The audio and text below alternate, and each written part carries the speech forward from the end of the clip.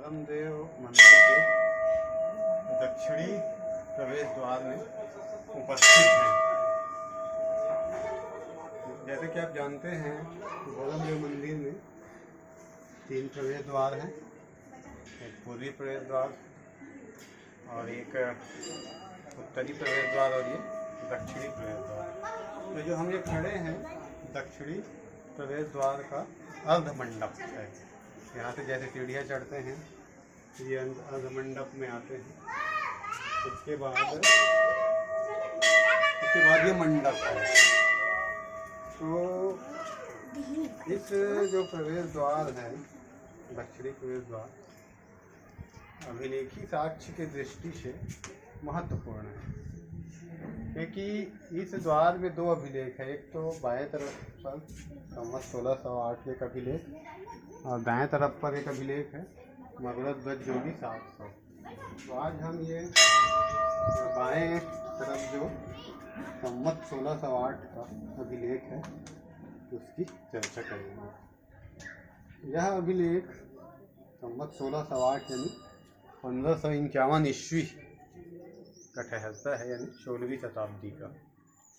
अब तब तक हम जानते हैं कि फणिनाग वंश का संभवतः पतन हो गया था, क्योंकि बड़ामहल अभिलेख जो 1349 ईस्वी के बाद रामचंद्र देव के छुटपुट और अभिलेख मिलते हैं और इस बीच की कड़ी में कोई और अभिलेख नहीं मिल पाता। यह जो संवत 1608 का अभिलेख है, सबसे पहली बात ये ध्यान रखना चाहिए कि यह फणिनाग वंशियों का अभिलेख नहीं है, यह किसी अज्ञात वंश का अभिलेख है। तो यह फणिनाग वंश का अभिलेख नहीं है और किसी अज्ञात वंश का अभिलेख है। और उस वंश का क्या नाम था हम नहीं जानते, लेकिन इस जो अभिलेख को उत्कीर्ण कराया वो थे महाराजा श्री प्रताप चंद्र देव। इस अभिलेख में महाराजा प्रताप चंद्र देव और उनके वंश के कुछ राजाओं का नाम है। एक बात ये हुई। दूसरी बात ये कि इस अभिलेख का संवत 1608 अभिलेख का धर्मदेव के इतिहास निर्धारण में महत्वपूर्ण स्थान है। महत्वपूर्ण स्थान इसलिए कह रहा हूँ कि इसमें, जैसे मैं आगे बताऊंगा, भगवान कालदेव का जिक्र आता है। इस अभिलेख की जानकारी धर्मदेव का अध्ययन करने वालों को काफ़ी पहले से थी। 1825 में जो था ब्रिटिश रेजिडेंट, उनके में संभवतः इस अभिलेख का जिक्र नहीं आता, लेकिन district gazetteer of central Providence जो 1868 में है उसमें इस अभिलेख का जिक्र आता है। और अभी जैसे मैंने कहा कि 1825 का जो नागपुर रेजिडेंट का जो अभिलेख था उसमें इसका जिक्र नहीं आता करके, तो मेरे से त्रुटि हो गई। उन्होंने भी इस अभिलेख का जिक्र किया है। उन्होंने एक्चुअली 1608 को 1609 पढ़ दिया था। 1608 एक्चुअली उन्होंने 1609 पढ़ लिया था। बाद के इतिहासकारों में से एक त्रुटि हुई कि इस संवत 1608 के अभिलेख को 160 पढ़ लिया गया और 108 पढ़ लेने के कारण ये होता रहा कि धर्मदेव के इतिहास को बहुत पुराने दौर में ले जाया गया। क्योंकि संवत 160 लेंगे तो पहली शताब्दी, तो उतना पुराना तो था नहीं। तो इसका ये त्रुटि हुई। दूसरी बात, ये त्रुटि बाद में थोड़ी बहुत दोहराती रही गई और कुछ पांडुलिपियों में भी त्रुटि को दोहराया गया। लेकिन जब 1880-81 में कनिंघम आए तब उन्होंने देखा कि उनके मन में ये धारणा थी कि संवत 160 होगा, लेकिन उन्होंने भी बताया कि सही पढ़ा उन्होंने और बताया कि ये संवत 160 नहीं, संवत 1608 है। एक बात। दूसरी बात, एक्चुअली मैं ये नाम भूल रहा था, 1825 का जो उसी को मैं ढूंढ रहा था। एशियाटिक रिसर्च वॉल्यूम 1825 में आर जेन्किंस ने इसका उल्लेख किया था, लेकिन 1609 कह दिया था, 1608 है। बाद में जो घोरमदेव के अध्ययन करने वाले और हम जो देखते हैं, सीताराम शर्मा और गजेंद्र कुमार चंदौल जी ने इस अभिलेख को बहुत ज़्यादा महत्व नहीं दिया। इसका एक कारण हो सकता है कि बाद का दौर का है, ऐसा भी एक कारण हो सकता है, लेकिन ये अभिलेख महत्वपूर्ण है। और एक बात और कि इस अभिलेख का पाठ 1960 में श्री संतलाल कटारे ने इंडियन हिस्टोरिकल क्वार्टरली में प्रकाशित कराया था। इस बात की जानकारी बाद के अध्येताओं को संभवतः सीताराम शर्मा जी और गजेंद्र कुमार चंदौल को नहीं थी, ऐसा हम उनके थीसिस को पढ़ने से, उनकी किताबों को पढ़ने से प्रतीत होता है। मानना इस अभिलेख में जो बातें जिक्र आई हैं उनको अवश्य उन्होंने कोट किया होता या उन्होंने बहस की होती। इस अभिलेख का क्या महत्व है, तो वो क्योंकि हमने कहा कि श्री संतलाल कटारे ने 1960 में इस अभिलेख का पाठ किया था और इंडियन हिस्टोरिकल क्वार्टरली में छपवाया था। उस समय उन्होंने इसी को लेकर घोरमदेव के इतिहास का विश्लेषण भी किया है। ये अभिलेख की एक खासियत यह है कि इसकी जो भाषा है संस्कृत और हिंदी में मिश्रित है, यानी ना तो प्योर संस्कृत है और प्योर हिंदी, यानी संस्कृत का एक प्रकार से क्षरण दिखाई पड़ता है और आधुनिक जो हिंदी का विकासमान है उसका एक स्वरूप दिखाई पड़ता है। इस दृष्टि से ये भाषा वैज्ञानिक अध्ययन के लिए भी महत्वपूर्ण हो सकता है। बहुत से भाषाई त्रुटियां हैं, मात्राओं को लेकर त्रुटियां हैं, कुछ अक्षरों का विकास हुआ है, कुछ नहीं हुआ, ये सब चीज़ें हैं। तो अब कोई भी व्यक्ति जो घोरमदेव आता है उसको ये अभिलेख जरूर आकर्षित करता है। आखिर इस अभिलेख में क्या लिखा होगा करके, तो हम इसका जो पाठ करते हैं, जैसे मुख्यतः श्री संतलाल कटारे के जो पाठ पे आधारित है। इसमें कुल 19 पंक्तियां हैं। तो वो 19 पंक्तियों का जो पाठ है वो ये ऊपर में जो कमल और एक हंस जैसे या शारस कह ले या किसी ने कोई बाज कह देता है, उसका कोई क्या अर्थ रहा होगा या किन उद्देश्यों से अंकित किया रहा गया होगा, इसकी जानकारी तो नहीं है। अब इस पे जो पाठ है उसको देखिए। मैं इस संतलाल कटारे पहला लाइन में ये है संवत है, संवत 1608 श्रावण बदी 30। उसके बाद कुछ अक्षर रहे होंगे वो फूट गए हैं पत्थर में। उसके बाद देखिए शुक्ल, शुक्ल दिख रहा है यहाँ पर, सधी करके दिख रहा है, लप या ये लप या वप है, और फिर रीते दिख रहा है, ये रीते। उसके बाद इस तीसरे लाइन से थोड़ी बातें स्पष्ट होती है। स्वस्ति श्री गणेशाय नमः महाराजा धीराज श्री भुवनपाल तस्य शिवालय मांडवपति साहो, मांडवपति साहो। इसको संतलाल कटारे ने सफ़ा पढ़ा है, लेकिन हमारी दृष्टि से ये शाहो लगता है। कलश, कलश भग्न कीन्हे अरु महाराजा रत्नपुर के दादू राय।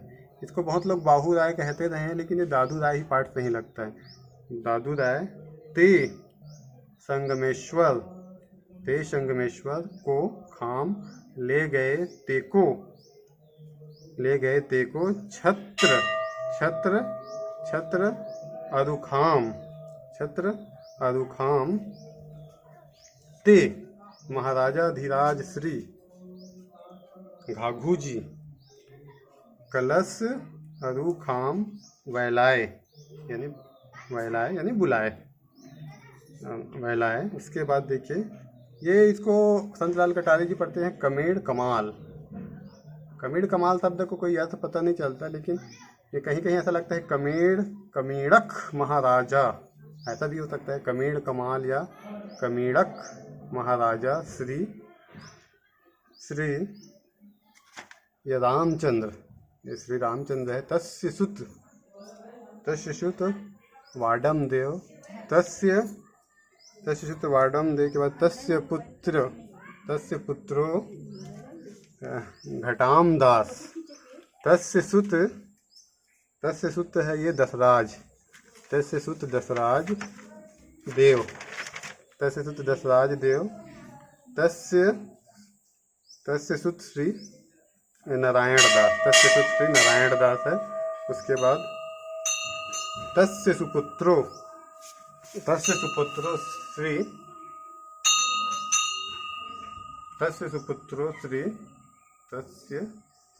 श्री राजा घाघूजी, तस्य पुत्रो श्री राजा घाघूजी। उसके बाद है नीचे में उसके बाद है नारायण दास वाला हो गया। उसके बाद तस्य पुत्रो श्री राजा घाघूजी दास वाला हो गया। तस्य रानी पतिव्रता,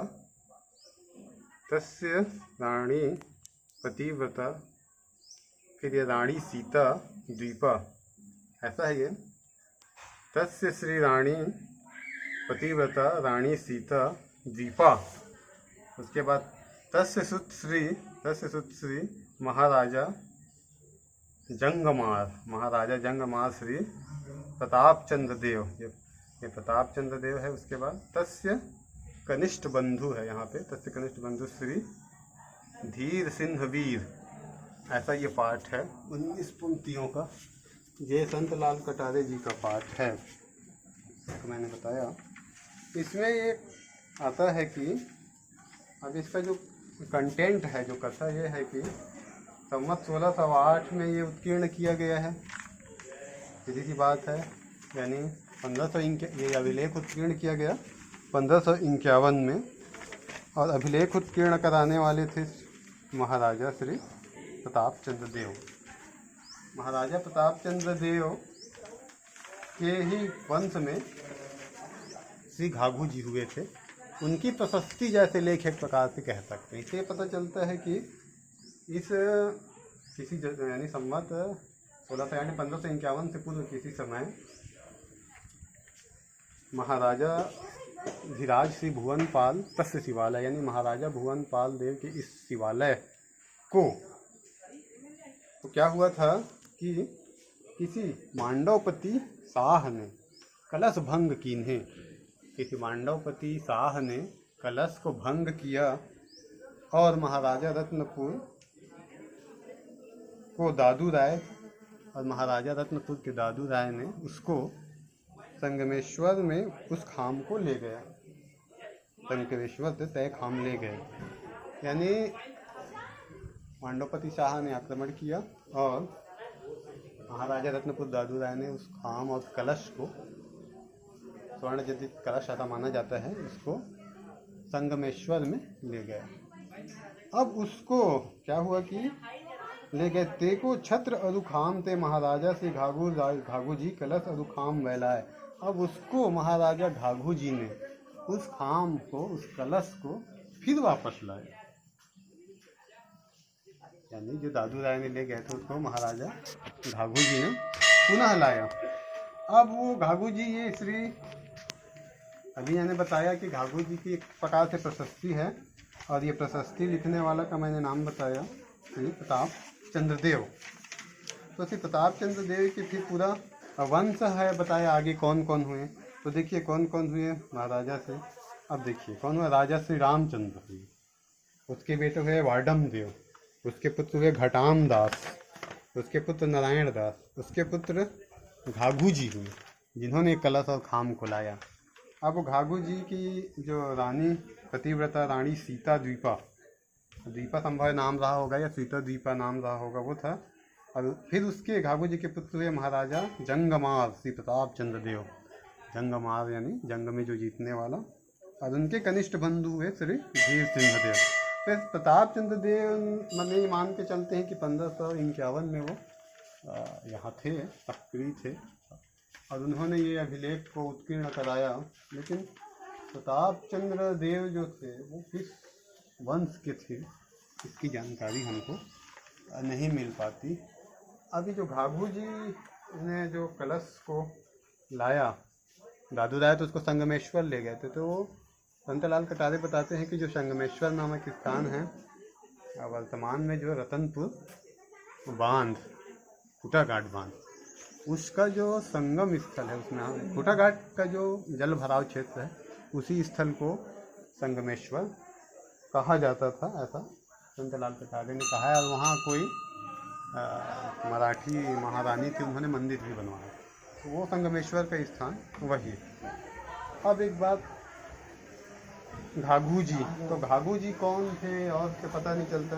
तो घाघू जी या घुग्घुस राजा का मिथकों में जिक्र आता है, यानी रतनपुर क्षेत्र में एक मिथक चलता है कि घुग्घुस राजा ने रतनपुर के राजाओं को परेशान करते थे। वो संभवतः वो आदिवासी नायक थे, उनसे छापे मार लड़ाई करते थे, हमला करके फिर पहाड़ों में छुप जाते थे। तो ऐसा माना जाता है कि कहीं न कहीं ये जो राजा घाघू जी हैं, ऐसा संतलाल कटारे जी मानते हैं कि घुग्घुस राजा से कोई संबंध उसका हो सकता है। और वो 1960 के दशक में जब संवर्धा आए थे संतलाल कटारे, तो उनका कहना है वो लोक कथा घुग्घुस राजा की इस क्षेत्र में भी प्रचलित थी कि कोई आदिवासी राजा घुग्घुस पहाड़ों में रहता है इस तरह की। और एक जो देवकर है बेमे तरह से जो दुर्ग रोड जाएंगे तो वहाँ पर एक घुग्घुस राजा का मंदिर भी है देवकर में। वहाँ पर भी एक घुग्घुस मिथकी नायक, यानी कुल मिला के घुग्घुस मिथकी नायक रहा है, उसका संबंध इस घाघू जी से हो सकता है, यानी ये शोध का विषय है। लेकिन संतलाल कटारे जी इसको जोड़ने का प्रयास करते हैं। दूसरी बात एक आता है कि भाई क्योंकि मांडवपति शाह ने कलश को भंग किया, यानी मांडव का शासक ने आके, शाह में एक प्रकार के राजा के लिए होता है, जरूरी नहीं है कि मुस्लिम शासक को ही शाह कहा जाए, क्योंकि मुगल पीरियड में और सल्तनत काल पीरियड में वो शब्द तमाम लोगों के शासकों के लिए प्रचलित हो गया था। तो मांडवपति शाह का अर्थ, अब मांडव का राजा यहाँ आके हमला किया हो ऐसी थोड़ी कठिनाई है और उसके अन्य साक्ष्य नहीं मिल पाते, तो उतना दूर से आके मोहरम देने किया होगा इसकी संभावना कम प्रतीत होता है। लेकिन अब क्योंकि मांडवपति शाह कहा है, तो मांडव जो होता है वो कौन सा क्षेत्र रहा होगा।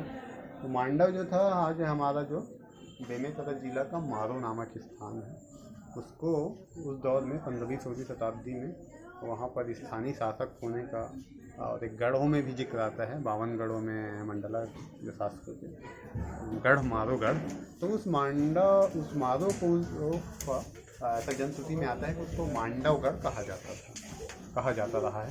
तो हो सकता है कि उस यानी मारो के जो स्थानीय उस समय शासक रहा होगा, उसने रतनपुर के दादू राय के साथ मिलकर यहाँ पर हमला किया होगा और कलश को ले गए होंगे।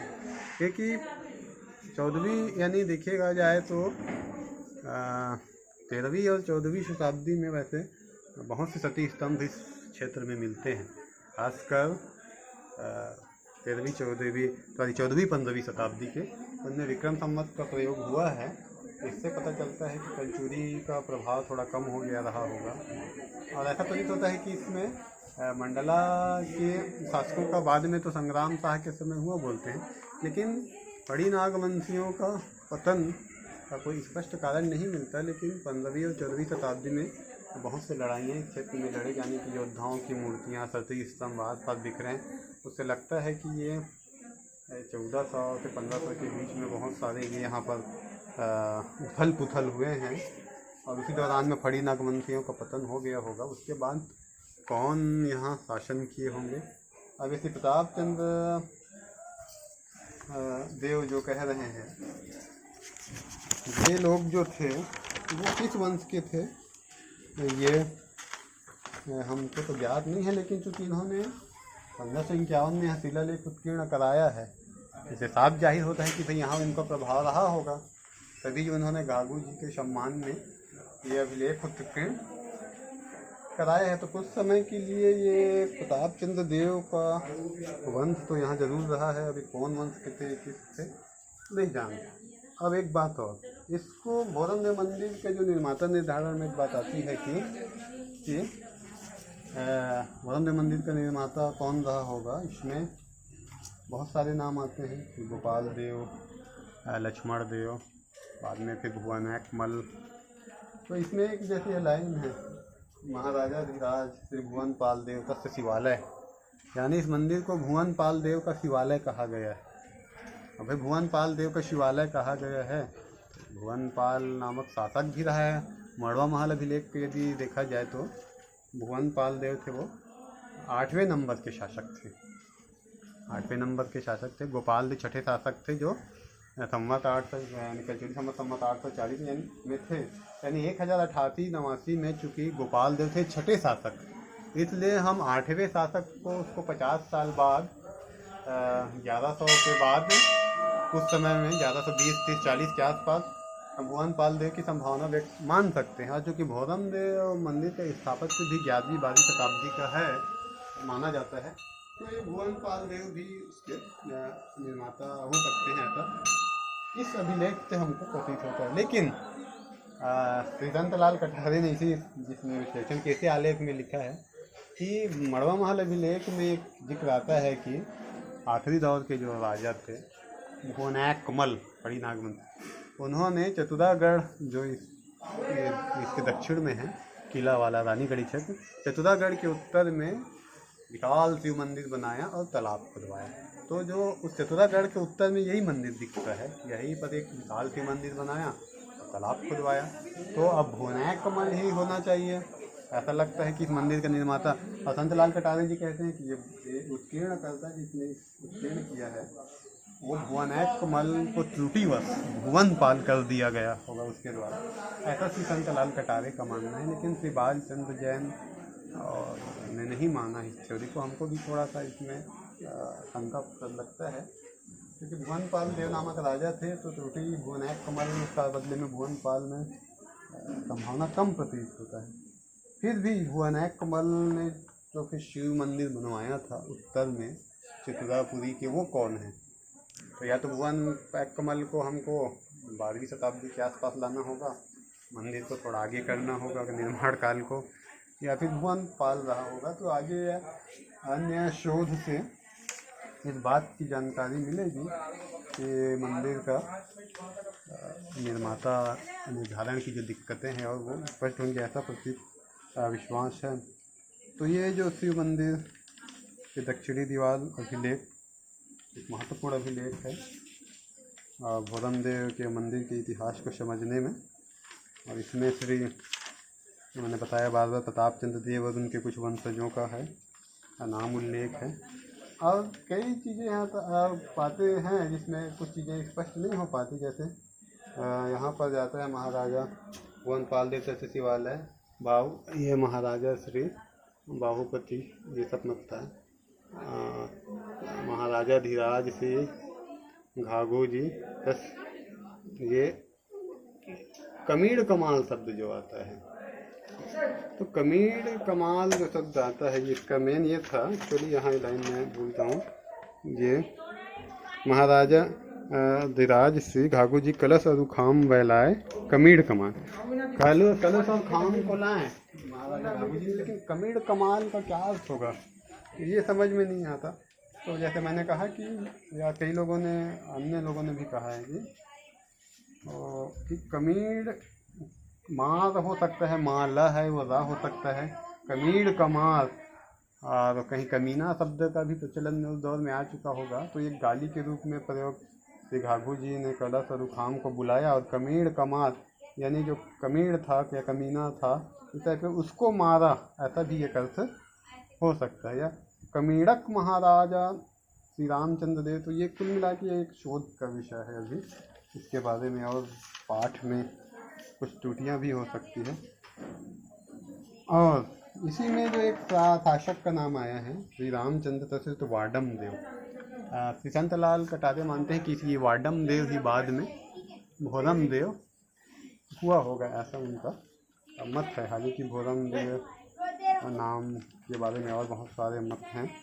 इसी ज़माने में इतना पता है कि इसको बोरम देव यानी 20वीं शताब्दी के प्रारंभ में बोरमदेव आदि कई नामों से इनको जाना जाता था। तो ये इस अभिलेख की कुछ महत्वपूर्ण बातें। एक कहा है कि संतलाल कटारे ने कि ये इसी करना, ये उनका मानना है कि ये पत्थर को बाद में जड़ा गया होगा, यानी मंदिर को जीर्णोद्धार हुआ है किसी दौर में, उनका मानना है मंडप वगैरह का, इसी समय ये पत्थर टूटा होगा। लेकिन ये हमको ऐसा देखने में तो ऐसा नहीं लगता कि ये पत्थर कोई अलग से जड़ा तो नहीं दिखाई पड़ता है, पूरे ये गेट का ही हिस्सा के रूप में दिखाई पड़ता है। हालांकि जरूर यहाँ पे थोड़ा बैलेंस की दिक्कत जो फूटा है जरूर, ठीक है, यहाँ से कुछ पंक्तियाँ जरूर यहाँ पर बिखरी होंगी, लेकिन इधर के वाक्य पूरे हैं, बहुत छोटा छोटा। तो ऐसा लगता तो नहीं कि हमको प्रथम दृष्टि है कि ये पत्थर बाद में लगाया होगा, लेकिन श्री संतलाल कटारे ऐसा मानते हैं कि बाद में। हाँ, जीर्णोद्धार अवश्य हो सकता है, पुराना मंदिर है तो हो सकता है कि ये श्री प्रताप चंद्र देव ने मंदिर को जीर्णोद्धार कराने के समय इसको उत्कीर्ण कराया होगा। तो बहुत से कारण हो सकते हैं, ये आगे और शोध आदि से पता चलेगा। फिलहाल इसमें और बहुत सी बातें हैं जो बोरमदेव मंदिर की इतिहास से है, जिसका संबंध इस शिलालेख से तो नहीं है। तो मैं फिलहाल इस अभिलेख के बारे में इतने ही बात करूँगा। अभिलेख में भाषाई त्रुटियाँ हैं, जैसे मैंने शुरू में बताया। तो आज मेरे साथ श्री महेश आमदे सर थे जो इस वीडियो को मेरे साथ वो बना रहे थे। तो ये हम पूरा दक्षिणी दीवार अभिलेख का वीडियो आज बनाए। आज के लिए बस इतना ही, धन्यवाद।